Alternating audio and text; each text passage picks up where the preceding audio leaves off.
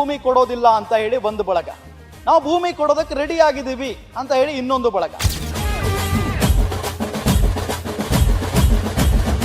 ಕುಮಾರಸ್ವಾಮಿ ಕೈ ಬಿಟ್ಟರು, ನನ್ನ ಕೈಲಿ ಮಾಡೋಕ್ಕಾಗಲ್ಲ ಕೈ ಬಿಟ್ಟಿದ್ರೆ ಅಷ್ಟೇ ಹೊರತು ಈ ಪ್ರಾಜೆಕ್ಟ್ನ ಹಿಂದೆ ತಗೊಂಡಿಲ್ಲ ಅವರು.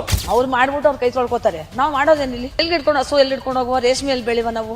ರೈತರ ಒಪ್ಪಿಗೆ ಪಡೆದೆ ಬಲವಂತವಾಗಿ ಅವರು ಸರ್ವಾಧಿಕಾರ ಧೋರಣೆಯನ್ನು ತಾಳಿ ಹೊಡೆಸಿರುವಂತಹ ಪತ್ರ, ಇದಕ್ಕೆ ಯಾವುದೇ ಮೌಲ್ಯ ಇಲ್ಲ. ಆ ಪ್ರಾಜೆಕ್ಟ್ ಮಾಡ್ತಿದ್ರೆ ಪ್ರಾಜೆಕ್ಟ್ ನಮಗೂ ಇಷ್ಟ ಆಗಿದೆ, ನಾವಿದ್ರೆ ಪಾಲ್ದಾರಿಕೆ ಮಾಡ್ತಾ ಇದ್ದೀವಿ. ದಯವಿಟ್ಟು ಈ ಪ್ರಾಜೆಕ್ಟ್ ನ ಬಿಟ್ಬಿಡಿ.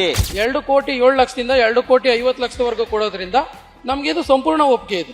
ಯಾವ ಅಧಿಕಾರಿಗಳನ್ನ ಹೋಗಿ ನಾವು ಕಾಸು ಕೇಳಲಿಲ್ಲ, ಅವ್ರು ನಮ್ಮ ಜೀವನಕ್ಕೆ ತಂದಾಕ್ರಿ ಅಂತ ಕೇಳಲಿಲ್ಲ. ನಾವು ಭೂಮಿ ಬಿಟ್ಕೊಟ್ಬಿಟ್ಟು ಜೀವ ಕಳ್ಕೊಳ್ಳೋಣ ನಾವು. ಇನ್ನೊಬ್ಬ MLA MP ಬಂದು ನೀನ್ ಕೊಡ್ತೀನಪ್ಪ 100 ಕೋಟಿನ ನಿನ್ ಮುಖ್ಯಮಂತ್ರಿ ಪಟ್ಟ ಬಿಟ್ಕೊಟ್ಬಿಡ್ತೀರಾ ಇವತ್ತು? ಹೇಳ್ತಾವ್ರಲ್ವಾ, ನಂದು 200 ಅಡಿ ನೀರು ಬೀಳ್ತದೆ, 300 ಅಡಿ ನೀರು ಬೀಳ್ತದೆ, ಬರೀ ನನ್ನ ಭೂಮಿಲಿ ಬಿಡಿಸ್ಕೊಡ್ರಿ ನೀರು ಅಂತ ಬಂದು ನಮ್ಮ ಹತ್ರ ಮಾತಾಡ್ಲಿ, ಅದು ಗಂಡಸ್ತಾನ.